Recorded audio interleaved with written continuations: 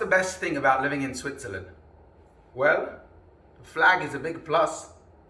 Joking aside, flags have been a hot topic in the past week.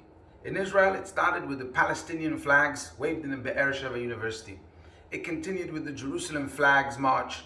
And just yesterday, a new law is being legislated in the Knesset about not waving foreign flags in Israeli institutions. In the UK too, the Jubilee and the Union Jack flags are the topic of conversation.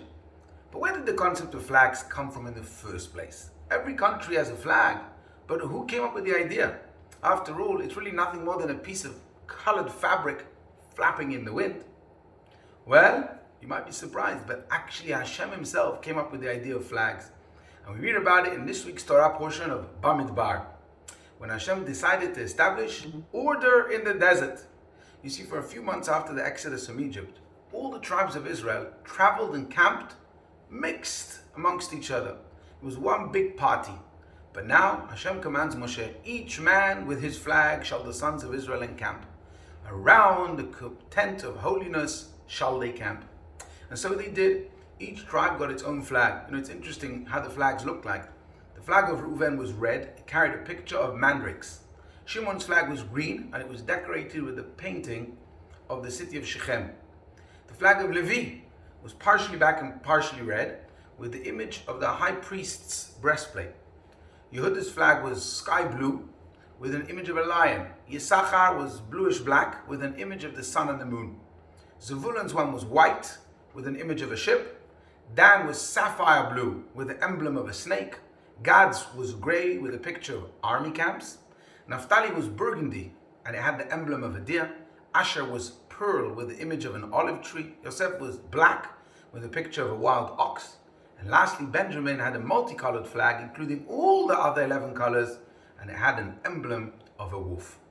Now the Midrash tells us that the nations of the world, they saw the Jews traveling through the wilderness, arranged by flags, and they wondered, who are these people who travel so beautifully with their flags? The nations were so impressed that they said to the Jewish people, you are so beautiful and amazing. Please join ranks with us. If you will join us, we will make you our leaders, our governors, our rulers. And this leaves us wondering, why were the nations so amazed by the flags? What is so unique about a group of people traveling under a bunch of flags? What was so uniquely beautiful about this travel formation that caused the nations such inspiration? Perhaps we can answer this with another question. Why did they need flags in the first place? If it was only for the purpose of knowing which formations they are to travel, Moshe could have simply told each tribe, you're to the east of the tabernacle, you're to the west, etc. Why did they need flags?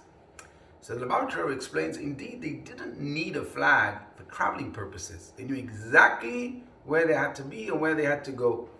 Rather, the flags were there to remind them that each tribe was unique and special in its own right. God wanted each tribe to have a different flag to let the world know that each tribe speaks in its own voice, sings in its own note, and paints in its own color. The flags were waved up high so that everyone could see from afar that we are proud of our individuality and our uniquenesses. Now, although each tribe was camping separately with its respective flag, boasting proudly for what they stand for, in the center of them all stood the sanctuary. The nucleus of the camp, its core and foundation, was the tabernacle of God. And in regard to it, every tribe was perfectly equal. So what was going on was actually a hybrid. The Jews in the desert understood that on the one hand, each of us must experience the voice of God in our own way, with our individual heart, soul, and consciousness. And we must wave our unique flag with pride. Yet at the same time, we all share one covenant, one Torah, coming from one God. As King David says in Psalms chapter 20, may we sing for joy at your salvation and raise our flag in the name of God. Anachnu b'shem Elokeinu nidgol. The name of God is the ultimate flag that everyone salutes to. The flag of God, and all 12 individual flags appreciate the fact that they are one reflection of the divine. And this is why Bamidbar, the Parashat, is always read on the Shabbat before the holiday of Shavuot. Because on Shavuot we stood at Mount Sinai to receive the Torah as a single nation in full unison.